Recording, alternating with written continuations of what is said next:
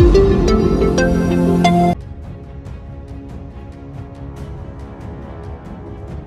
Hind defence lovers. आज की top headlines कुछ इस प्रकार है। मोहाली वाले हमले में इस्तेमाल हुए आरपीजी का लॉन्चर हुआ रिकवर। भारत ने रिजेक्ट करी श्रीलंका में ट्रूप्स भेजे जाने वाली media reports. Northern army commander का कहना है कि भारत में घुसपैठ करने वालों को मिलेंगी केवल 3 चीजें, बुलेट, कॉफिन और ग्रेड। चाइना का दावा उनके सैटेलाइट एआई टेक्नोलॉजी के साथ यूएस की नेवल एक्टिविटी को ट्रैक कर सकती है रियल टाइम बेसिस पर। और यूके मीडिया के मुताबिक जल्द ही यूक्रेन में रशिया लॉन्च कर सकता है अपनी रोबोट आर्मी। मोहाली में स्थित पंजाब पुलिस के इंटेलिजेंस डिपार्टमेंट के हेडक्वार्टर में जिस आरपीजी से हमला किया गया था, तो पंजाब पुलिस द्वारा अब उस आरपीजी के लॉन्चर को रिकवर कर लिया गया है जो कि इस हमले को अंजाम देने के लिए इस्तेमाल हुआ था। और इसके अलावा करीब 18 से 20 संदिग्धों को हिरासत में भी लिया गया है और उनसे पूछताछ जारी है। और कुछ मीडिया रिपोर्ट्स के मुताबिक जिस तरह के एक्सप्लोजिव का इस्तेमाल इस हमले में किया गया है, तो वो कोल्ड वॉर टाइम जितने पुराने वेपन्स हैं और इस तरह के वेपन्स का इस्तेमाल करना पंजाब में कई दशक पहले ही बंद हो चुका है। लेकिन हाँ, इस बात का अनुमान जरूर लगाया जा रहा है कि ये शायद किसी पड़ोसी राज्य से लाए गए होंगे, इंक्लूडिंग जम्मू कश्मीर, जहाँ ये आज भी इस्तेमाल हो रहे हैं। और बाकी फिलहाल अभी इस मामले पर ऑफिशियल स्टेटमेंट आनी बाकी है, और जबकि ऑफिशियल्स ने इस हमले में किसी तरह के आतंकी लिंक से अभी इनकार भी नहीं किया है।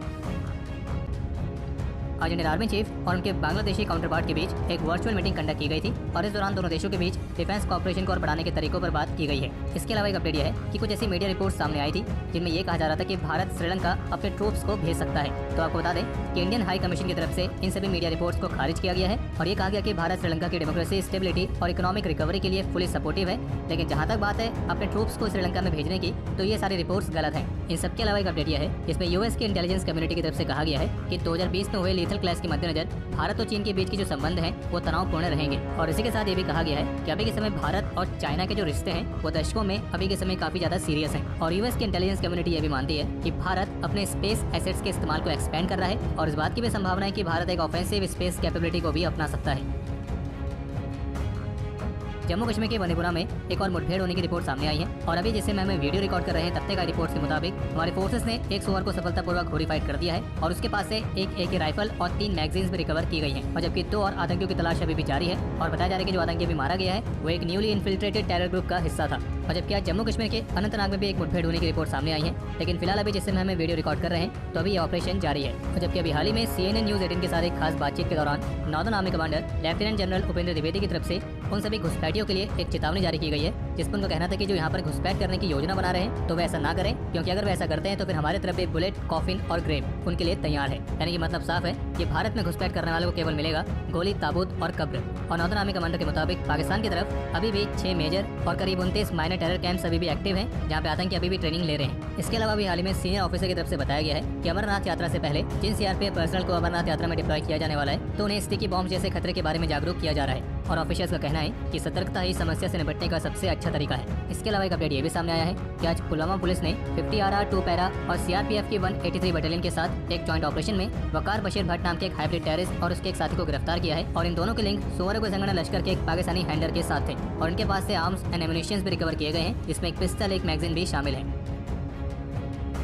Army chief general Manoj Pande ने सिख लाइट इन्फेंट्री के ऑनररी कर्नल के तौर पर टुक ओवर किया है। इसके अलावा एक अपडेट ये भी है कि आज 11 मई से मिलिट्री ऑपरेशंस के DG के तौर पर लेफ्टिनेंट जनरल मनोज कुमार कटियार ने अपना कार्यभार संभाल लिया है। और आपको बता दें कि इस नियुक्ति से पहले वे भारत की प्रेस्टिजियस स्ट्राइक 1 को कमांड कर रहे थे। इन सबके अलावा एक इंटरेस्टिंग अपडेट ये देखने को मिला है कि रशिया के खिलाफ यूक्रेन के लिए यूएस मिलिट्री की तरफ से जो सहायता प्रदान की गई थी, तो उससे संबंधित एक लिस्ट सामने आई है और इस लिस्ट में उन मिलिट्री इक्विपमेंट को मेंशन किया गया है जो यूएस की तरफ से यूक्रेन को दिए गए हैं, जिसमें शामिल है 1400 से अधिक स्ट्रिंगर एंटी एयरक्राफ्ट सिस्टम, 5500 से अधिक जेवलिन एंटी आर्मर सिस्टम, 14,000 से अधिक अदर एंटी आर्मर सिस्टम, 7,000 से अधिक स्मॉल आर्म्स, 5 करोड़ से अधिक ammunition rounds, 2 air surveillance radars, 5 counter mortar radars, 17 counter artillery radars, laser guided rocket system, Puma unmanned aerial system, night vision devices, commercial satellite imagery services, explosive ordnance disposal protective gear, CBRN equipment, medical supplies, electronic jamming equipment और ऐसी कई सारी चीजें इस list में शामिल हैं। लेकिन इसी लिस्ट में एक बहुत ही इंटरेस्टिंग चीज भी शामिल है और वो है 16 Mi-17 हेलीकॉप्टर्स। जी हाँ, जो कि यूएस की तरफ से यूक्रेन को दिए गए हैं। मतलब आप देख सकते हैं किस तरीके से रशिया के इक्विपमेंट अब रशिया के खिलाफ इस्तेमाल हो रहे हैं। चाइना की तरफ से दावा किया गया है कि उनकी जो लेटेस्ट रिमोट सेंसिंग सैटेलाइट है जिसमें AI टेक्नोलॉजी का इस्तेमाल किया गया है, तो चाइनीज रिसर्चर्स का मानना है कि इस लेटेस्ट AI टेक्नोलॉजी के साथ उनकी ये सैटेलाइट न्यूयॉर्क में यूएस नेवल एक्टिविटी को रियल टाइम बेसिस पर डिटेक्ट और ट्रैक करने में सक्षम है। और चाइनीज रिसर्चर्स की तरफ से दावा किया गया कि इसी टेक्नोलॉजी के साथ जब 7 जून 2021 को न्यूयॉर्क में जब अमेरिका का Nimitz class aircraft carrier USS Harry S Truman Long Island के तट पर एक स्ट्रेट ट्रांजिट ड्रिल की ओर अग्रसर था, तब उस समय अपनी सैटेलाइट के साथ USS हैरी एस ट्रूमैन की नेवल एक्टिविटी को रियल टाइम बेसिस पर डिटेक्ट और ट्रैक कर सकते थे। और अपनी इस कैपेबिलिटी को प्रूव करने के लिए चीन की तरफ से प्रिसाइज कोऑर्डिनेट्स भी बताए गए हैं। अब बाकी चाइनीज रिसर्चर्स के इस दावे में कितनी सच्चाई है वो तो खैर चाइना को ही पता होगा। बाकी इस पर आपको जो भी विचार है उसे कमेंट सेक्शन में शेयर कर सकते हैं। और हम आपको एक अपडेट और दे देते हैं कि अभी हाल ही में यूके मीडिया की तरफ से एक रिपोर्ट जारी की गई थी और जिसमें यह कहा गया कि रशिया की रोबोट आर्मी जल्द ही यूक्रेन की युद्ध भूमि में रोल आउट हो सकती है। और इस न्यूज़पेपर ने रशियन मिलिट्री एक्सपर्ट के हवाले से ये कहा है कि ये केवल एक मिथ है कि रशिया रोबोटिक्स के मामले में काफी पीछे हट गया है, बल्कि असल में दुनिया में किसी भी अन्य सेना के पास उतने अनमैन्ड व्हीकल्स और ड्रोन्स नहीं हैं जितने रशियन फेडरेशन के पास हैं। और खैर बाकी अब समय है आज के इतिहास का, तो आपको बता दें कि आज के दिन 2016 में जम्मू कश्मीर के हंदवाड़ा में अपने दिन में साहस और वीरता का परिचय देते हुए लांस नायक ओमवीर सिंह वीर गति को प्राप्त हुए थे। आज के दिन 2010 में जम्मू कश्मीर के कुपवाड़ा में चलाए गए एक ऑपरेशन के दौरान सिपाही संगत सिंह ने भी अपने जीवन का सर्वोच्च बलिदान दिया था और उनकी वीरता के लिए उन्हें मरणोपरांत शौर्य चक्र से भी सम्मानित किया गया।